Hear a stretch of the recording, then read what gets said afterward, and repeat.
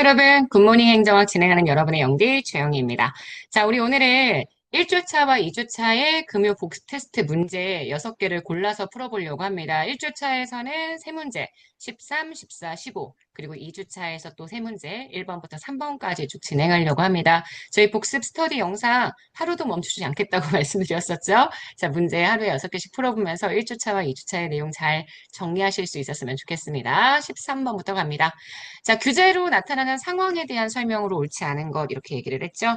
규제의 역설. 제가 어디까지가 규제의 역설이라고 했냐면 규제를 했습니다. 이게 부작용을 가져오면 거기까지가 규제의 역설입니다.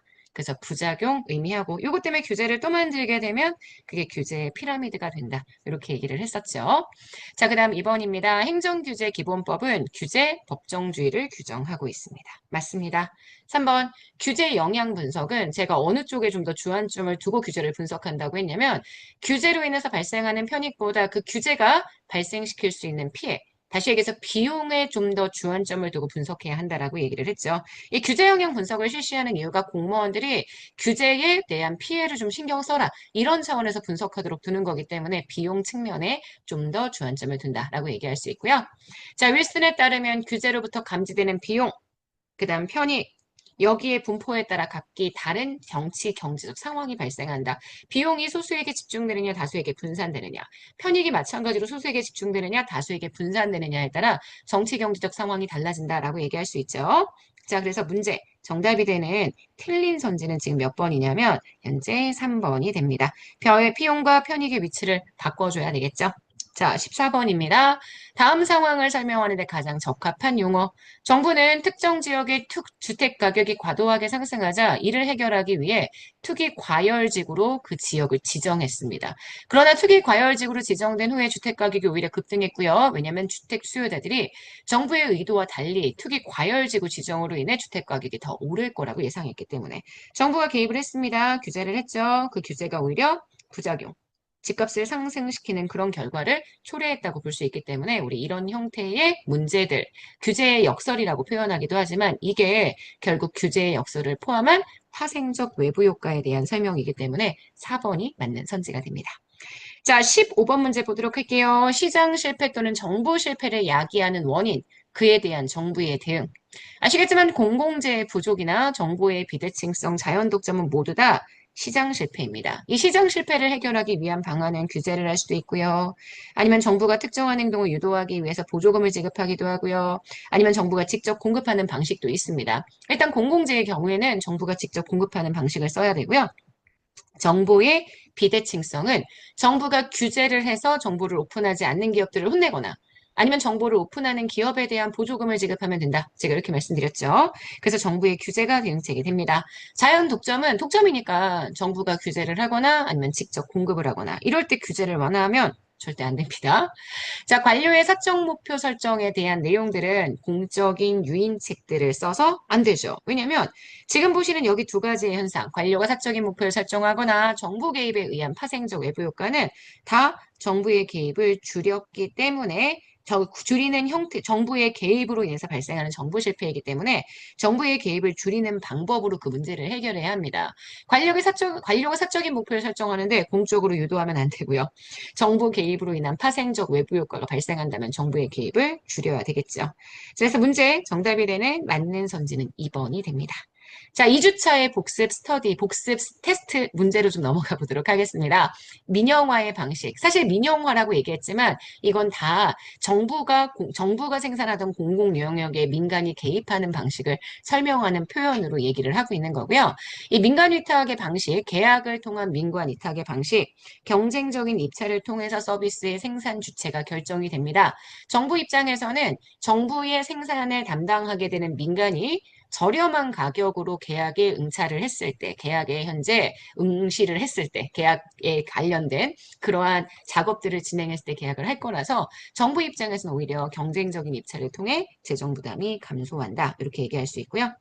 자, 민영화의 프랜차이즈 방식, 라이센스 방식. 제가 다 정부가 민간업자들에게 일정한 서비스 제공할 수 있는 권리를 부여하는 형태라고 했습니다. 독점적으로 제공하게 되면 프랜차이즈, 경쟁적으로 제공하게 되면 라이센스. 그래서 정부가 민간 조직에게 일정 구역 내에 서비스 제공 권리를 부여한다. 맞는 선지고요. 민영화 방식을 통해 행정의 책임성을 확보할 수 있다. 지금 보시는 민영화의 방식은 오히려 행정의 책임성이 떨어진다라는 단점이 늘 지적이 됩니다. 공공 서비스가 사적인 서비스로 변환되기 때문에 서비스의 효율성은 커질 수 있겠지만 책임성, 형평성 이런 것들이 줄어들 수 있기 때문에 지금 보시는 민영화, 민간 위탁, 굉장히 넓은 의미의 정부 조직의 생산에 민간이 개입하는 형태의 방식은 지금 보시는 이번의 내용만 맞는 내용이 될 것 같습니다. 자, 그 다음 들어갈게요. 자, 공공서비스 공급 방식으로 설계된, 제시된 BTO와 BTL. BTO는 오퍼레이트의 방식이라고 했고요. 운영하는 방식, BTL은 리스의 방식이라고 이야기를 했었습니다. 자, 그러면 기업부터 한번 가봅시다. 자, 실제 운영하는 주체는 요거는 민간, 요거는 정부. 운영 시의 소유권은 이미 트랜스퍼를 다 먼저 해놓은 방식이기 때문에 정부가 그 소유권을 가지게 되고요. 투자비를 회수하는 방식은 이 오퍼레이트 방식은 민간이 직접 운영해서 국민으로부터 사용료를 받는 것, 리스 방식은 정부로부터 임대료를 받는 방식이기 때문에 지금 보시는 이 두 개의 위치가 틀렸습니다. 소유권을 이전하는 시기는 빌드하면서 소유권 이전하기 때문에 BT 방식이 되는 거죠. 그래서 준공할 때, 사회 간접자본 건설에 착수했을 때 이렇게 내용을 볼 수가 있으니 지금 문제의 정답이 되는 틀린 선지는 3번 디귿이 됩니다. 자, 3번 공익에 대한 얘기 해볼까요? 공익 실체설과 과정설 기억하시죠? 공익을 실체로 본다. 그러면 공익은 사익 플러스 사익으로는 절대 설명할 수 없는 뭔가 다른 것이다. 그래서 사익 플러스 사익을 해봤자 공익을 설명할 수 없다. 아니면 사익 플러스 사익을 했던 크기보다 공익의 크기가 더 크다. 이렇게 얘기할 수 있고요. 자, 그 다음 과정설이라고 이야기한다면 사익 플러스 사익을 했습니다. 요거 잘 합쳐주면 이게 공익입니다. 그래서 적법한 절차 준수, 국민주권주의 이런 것들은 다 실체설보다는 과정설의 내용이라고 보실 수 있죠. 그래서 여기 이상합니다. 자, 적법 절차의 준수 강조하거나 국민주권주의의 원리를 가져간다. 요거는 과정설 내용입니다. 행정이 중심적인 역할을 한다라고 보는 건 요거는 실체설에 대한 내용이기 때문에 지금 보시는 1번 틀렸고요. 2번입니다.